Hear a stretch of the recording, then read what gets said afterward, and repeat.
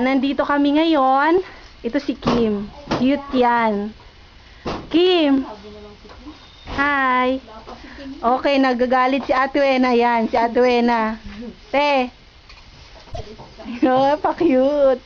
Ito si Negra. Neg. Ito si... Sino ka? Pitet. Si Pitet. Ito si Tay Cirilo. Ayun si Intoy nakakain. Si Nanay. Ito sila nang iines. Kaway kayo, kaway. Si Boy. Hi. Kamusta? Wow.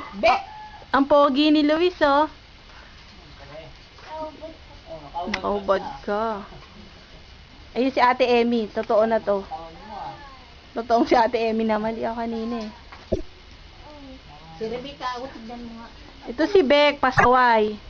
Simula nung Monday. Hanggang ngayon, pasaway. Wow. Sige, hilahin mo hanggang doon sa labas. Si Nanay. Ito, si Tay Cirilo. Cirilo. Yan, and everything. Ito yung kanilang terrace. Ganda, oh. Ay, nakita niyo si Donna Nintoy? Nakita niyo si Donna Yun. Ay, makikita namin, buti kung nasa tabi ng kalsada Siya yun. nakakita. Nakita kayo eh. Nakita daw kayo eh. Ito, oh, wow, ang ganda, oh. Ate, punta ka dito, ate. Ayan si ate, sunod sa akin. Gago. Para makauna. Gago, sabi mo. Ayun. Punta ako doon. Dito, yung sa likod. Oo, pakita mo yung maraming damo. Yan. Ay, si ate talaga. Kung saan ako, nandun siya. Pero kung nakita mo yung may mga basahan. Gano'n. Ito, yung kusina nila, Ate Lynn. Ay, si Ate Lynn, oh. Wow. Ito, si Dondo nakain. Suplado sa personal.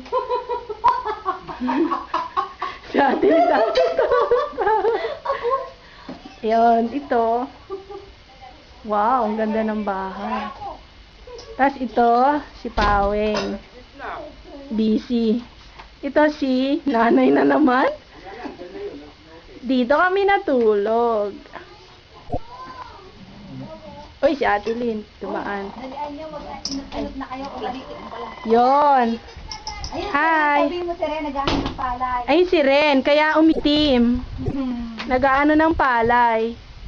Daliligo tayo sa sapa para kuhaan. Ito matagal, si Kim, kasi ihanap namin ng girlfriend sa Maynila eh. Front view ako. Yan. Kim, harap ka na, Kim. Yan ang kailangan may girlfriend. Dong, paano i-stop to? Paano? Paano ko i-stop? Oh.